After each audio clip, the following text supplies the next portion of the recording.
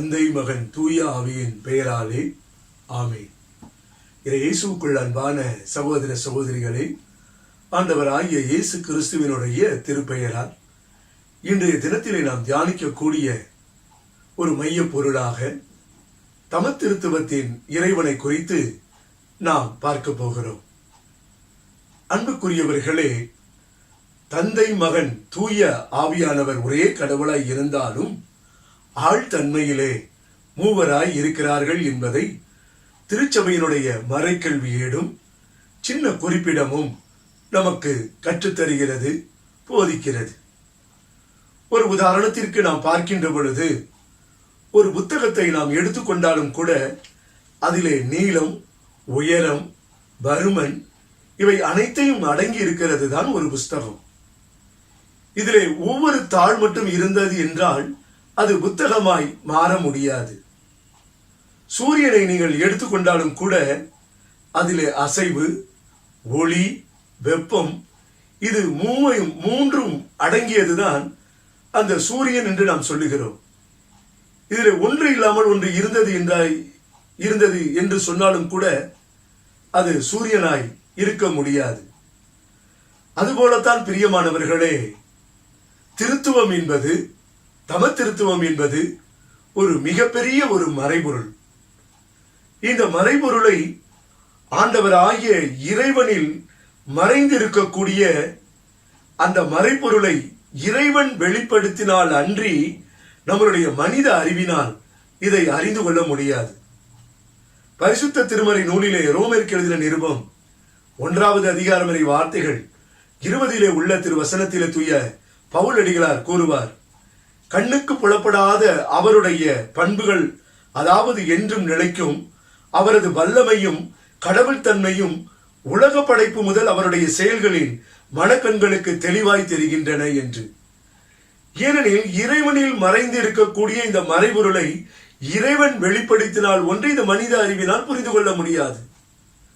ஒரு உதாரணத்திற்கு சொல்ல வேண்டும் என்றால், புனித அகஸ்தினாருடைய வாழ்விலை நாம் பார்க்கலாம்.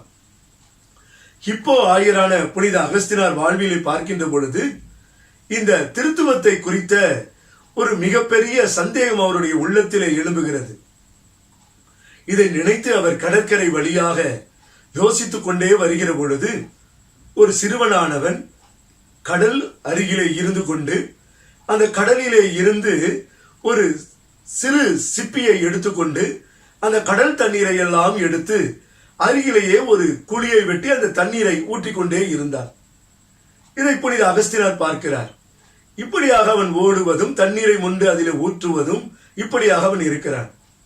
அப்பொழுது அகஸ்தினார் கேட்கிறார், நீ என்ன செய்கிறாய் என்று கேட்கின்ற பொழுது அவன் சொல்லுகிறான், கடலில் உள்ள நீர் முழுவதையுமே எடுத்து இந்த குழியிலே நான் ஊற்றப் போகிறேன் என்று அவன் சொல்லுகிறார். அப்பொழுது அகஸ்தினார் அவனை பார்த்து கேட்கிறார், என்ன கேட்கிறார் என்றால், கடலில் உள்ள நீர் முழுவதையுமா இந்த குழியிலே ஊற்றப் போகிறேன் என்று சொல்லுகிறாய், இது சாத்தியமா, இது நடக்கக்கூடிய காரியமா என்று அவனிடத்தில் கேட்கின்ற பொழுது அந்த சிறுவன் அவரை பார்த்து அவன் சொல்லுகிறான், ஆராய்ந்து பார்க்க முடியாத, எண்ண முடியாத அதிசயங்களை, அந்த இறைவனை, கடவுளை உங்களுடைய சிறிய அறிவுக்குள் அடக்கும் முயற்சியில நீங்கள் ஈடுபட்டு கொண்டிருக்கிறீர்களே, இது எப்படி முடியாதோ என்று சொல்லிவிட்டு அவன் மறைந்து போய்விடுகிறான்.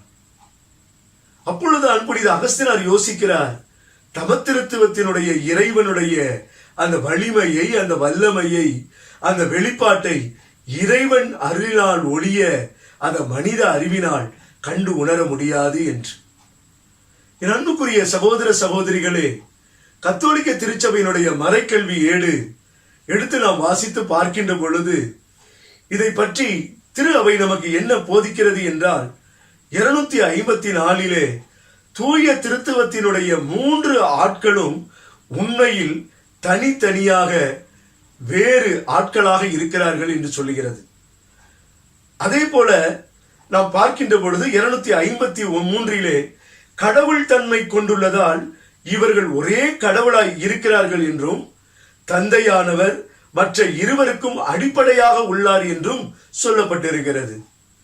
255 நாம் பார்க்கின்ற பொழுது ஒருவரோடு ஒருவர் நட்புறவிலே இவர்கள் இருந்து கொண்டிருக்கிறார்கள் என்றும் சொல்லுகிறது.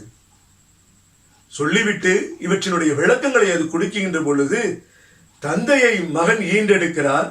ஆகவே தந்தையாக இருக்கக்கூடிய இறைவன் மகன் அல்ல, தந்தைக்குள்ள தன்மை மகனுக்குண்டு, அவருக்கு வேறு பெயரும் உண்டு என்று சொல்லி, அதுதான் கடவுளுடைய வார்த்தை என்று சொல்லி நமக்கு தெளிவுபடுத்துகிறது. இரண்டாவதாக நாம் பார்க்கின்ற பொழுது, தந்தையும் மகனும் ஒருவரை ஒருவர் அன்பு செய்து கொண்டிருக்கிறதை திரு அவை நமக்கு சொல்லுகிறது. மூன்றாவது, தூய இந்த அன்பினுடைய பிணைப்பாகத்தான் தூய ஆவியானவர் மூவொரு கடவுளுடைய மூன்றாவது ஆளாக அவர் செயல்பட்டு, இவரே தந்தையையும் மகனையும் இணைக்கக்கூடியவராய் அவர் இருக்கிறார். என் அன்புக்குரிய சகோதர சகோதரிகளே, இந்த தூய தமத்திருத்துவத்தினுடைய இறைவனுடைய தன்மைகளை குறித்து நாம் பார்த்தோம் என்றால், கடவுளை அடையாளப்படுத்துவதற்கு சில காரியங்களை நாம் சொல்லலாம். விவிலியத்திலே நாம் அதை அறிந்து கொள்ளலாம். திருச்சபையும் நமக்கு அதை போதிக்கிறது. விண்ணக தந்தையை படைப்பவராகவும், மகன் இயேசு கிறிஸ்துவை மீட்பவராகவும், தூய ஆவியானவரை அருள் வழங்கக்கூடியவராகவும் இருப்பதை நமக்கு கற்றுக் கொடுக்கிறது. அதே சமயத்திலே அவருடைய குணாதிசயங்களை குறித்து திருச்சபை நமக்கு கொடுக்கின்ற பாடம் என்ன, திரு அவை நமக்கு கொடுக்கிற பாடம் என்ன, சின்ன குறிப்பிடத்திலே நாம் படித்த பாடம் என்ன என்று நாம் பார்க்கின்ற பொழுது, கடவுள் தாமாய் இருக்கிறார் என்று சொல்லுகிறது. துவக்கமும் முடிவும் இல்லாமல் இருக்கிறார் என்று சொல்லுகிறது. சரீரமும் உடலும் இல்லாமல் இருக்கிறார் என்று சொல்லுகிறது.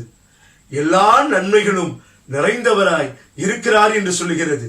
அவர் என்றும் வியாபித்திருக்கிறார் என்று சொல்லுகிறது. எல்லாவற்றிற்கும் ஆதி காரணராய் அவர் இருக்கிறார் என்று இந்த 6 காரியங்களை குறித்து திருச்சபை அவருடைய குணாதிசயங்களை நமக்கு தெளிவுபடுத்துகிறது.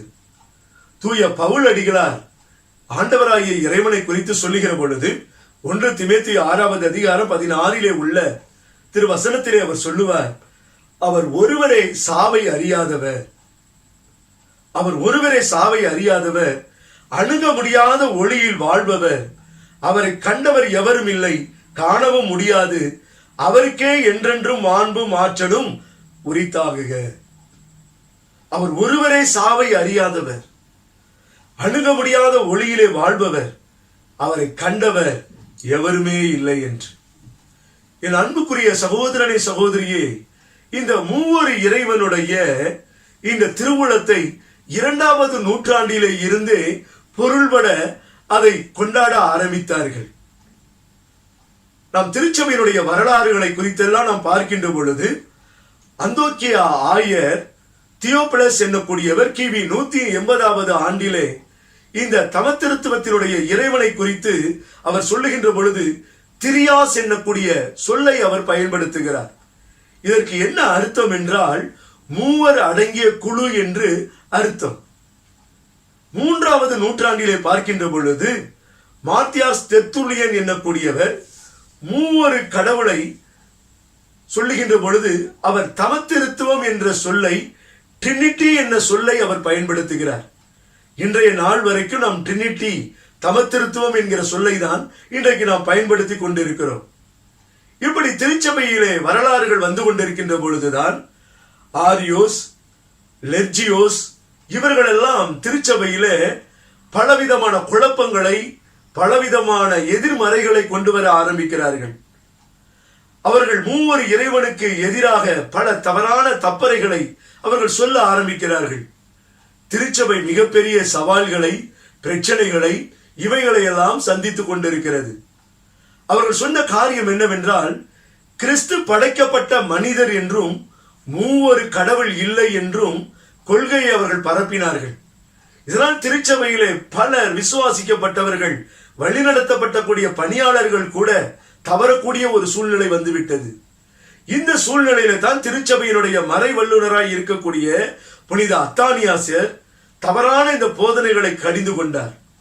அந்த சமயத்திலே தான் கிபி 325வது ஆண்டு நிசையா நகரிலே கூடிய ஒரு பொது சங்கமானது மூவர் இறைவனுடைய கோட்பாட்டை வைத்து இந்த தப்பான கருத்துரைகளுக்கு பதில் கொடுக்கிற இந்த அத்தானியாசியருடைய இந்த நிசியா சங்கத்தினுடைய வார்த்தைகளை உறுதி செய்தது.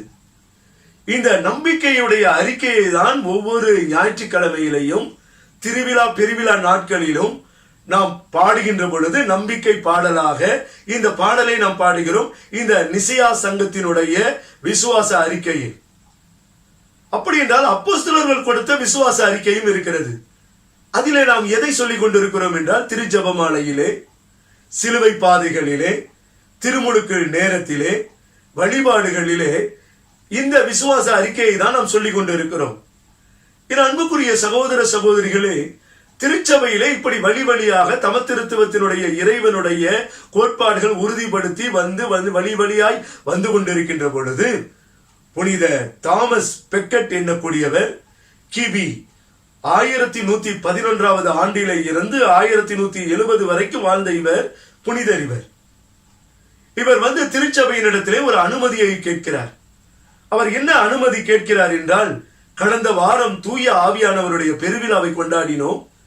அடுத்த வாரம் தமத்திருத்துவத்தினுடைய இறைவனுடைய விழாவை கொண்டாட வேண்டும் என்னக்கூடிய அனுமதியை கேட்கிறார். அப்பொழுது இந்த தமத்திருத்துவத்தினுடைய இறைவனுடைய விழா இங்கிலாந்து தேசத்திலே மட்டும்தான் கொண்டாடப்பட்டது. ஆனால் நீங்கள் பார்க்கின்ற பொழுது இந்த விழாவை, தமத்திருத்துவத்தினுடைய விழாவை இங்கிலாந்திலே மட்டும்தான் கொண்டாடி கொண்டிருந்தார்கள். இதை திருத்தந்தை 22ஆம் ஜான் 1316 ஆண்டிலே இருந்து 1334 ஆண்டு வரை திருத்தந்தையாக இருந்தவர் திருச்சபை முழுவதும் இந்த விழாவை கொண்டாட வேண்டும் என்று அவர் அறிக்கையிலே அவர் கொண்டு வந்தார்.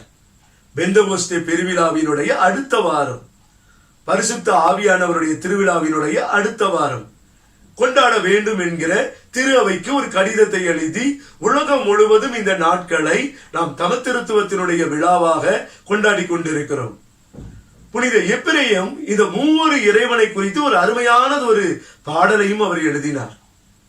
என் அன்புக்குரிய சகோதர சகோதரிகளே, இந்த மூவரு இறைவன் எப்படியாக அந்த குடும்ப ஐக்கியத்தோடு, குடும்ப பண்புகளோடு, ஒருவரோடு இணைந்து ஒரே கடவுளாய் மூவர் வல்லமையை வெளிப்படுத்தக்கூடியவர்களாய் இருந்து கொண்டிருக்கிறார்களோ, அதே போலதான் இன்றைக்கு நம்மளுடைய வாழ்விலே இந்த மூவரு இறைவனுடைய பெருவிழாவை நாம் கொண்டாடுகிற பொழுது அந்த தந்தைக்குரிய அந்த படைப்பாற்றலோடு, இறைமகன் இயேசுவனுடைய அந்த மீட்பினுடைய அனுபவத்தோடு, தூய ஆவியானவருடைய அருள் பொழிவோடு நம்மளுடைய வாழ்வை தொடங்கினோம் என்றால், இந்த திருத்துவ விழாவானது, தமத்திருத்துவத்தினுடைய விழாவானது பொருளுள்ளதாய் இருக்கும், ஆசீர்வாதம் நிறைந்ததாய் இருக்கும். நாம் திருச்சபையினுடைய இறை மக்களாய் இருந்து இறை ஆசிரை இப்பொழுதும் பெற்றுக்கொள்ளக்கூடியவர்களாய் நாம் இருப்போம். கண்களை மூடி நாம் ஜெபம் செய்வோமா? எங்களை நேசிக்கிற அன்பின் பரலோக பிதாவாகிய தெய்வமே, இந்த அருமையான இந்த நாளிற்காய் உமக்கு நாங்கள் நன்றி செலுத்துகிறோம். இதோ இந்த நிகழ்வுகளை பார்த்து கொண்டிருக்கிற உடைய பிள்ளைகளுடைய வாழ்க்கையிலே எத்தனையோ தப்பறையான காரியங்கள் இருந்து கொண்டிருக்கலாம், தப்பறையான போதனைகள் இருந்து கொண்டிருக்கலாம். ஆண்டவரே, மூவரு இறைவனை குறித்த சந்தேகங்கள் எழுந்து கொண்டிருக்கலாம். ஆனால் நீர் எங்களுக்கு வெளிப்படுத்தாமல் இதை யாராலும் எங்களால் வெளிப்படுத்த முடியாத ஆண்டவரே, உம்முடைய இறை திருவுளத்தை நோக்கி நாங்கள் ஜெபிக்கிறோம். உம்முடைய வல்லமையை நோக்கி நாங்கள் பார்க்கிறோம். ஆண்டவரே, உம்முடைய இரக்கத்தை நாங்கள் அனுபவிக்க விரும்புகிறோம். உம்முடைய விழாவை கொண்டாடுகிற இந்த வேளையிலே மூவரு இறைவனே, எங்களுடைய இல்லங்களிலே கடந்து வந்து எங்களுடைய குறைவுகளை எல்லாம் நீர் நிறைவாக்கி, எங்களுடைய வாழ்க்கையிலே, எங்களுடைய குடும்பங்களிலே எழுந்து போனதையெல்லாம் நாங்கள் பெற்றுக்கொள்ள உதவி செய்வீராக. இவையெல்லாவற்றைகள் ஆண்டவர் மீட்பரும் இயேசு கிறிஸ்துவினுடைய ஒப்பற்ற திருப்பெயரால் ஏறெடுக்கிறோம் எங்கள் நல்ல தந்தையே, ஆமென். அன்பிற்குரியவர்களே, கத்தோலிக்க திருஅவையின் போதனைகளையும் புனிதர்களின் உறவுகளையும் அறிந்து குழு சபங்களிலும் அன்பியங்களிலும் இறைவார்த்தையை பகிர உங்களுக்கு விருப்பமா, ஆர்வமா? அப்படியெனில் பல்வேறு தலைப்புகளில் விவிலிய அடிப்படையில் நீங்கள் பார்க்க, புரிந்து கொள்ள இயேசுவே நம் மீட்பர் யூடியூப் சேனலை சப்ஸ்கிரைப் செய்யுங்கள். அப்படியே பெல் பட்டனை கிளிக் செய்யுங்கள். நீங்கள் சப்ஸ்கிரைப் செய்தமைக்கு நன்றி.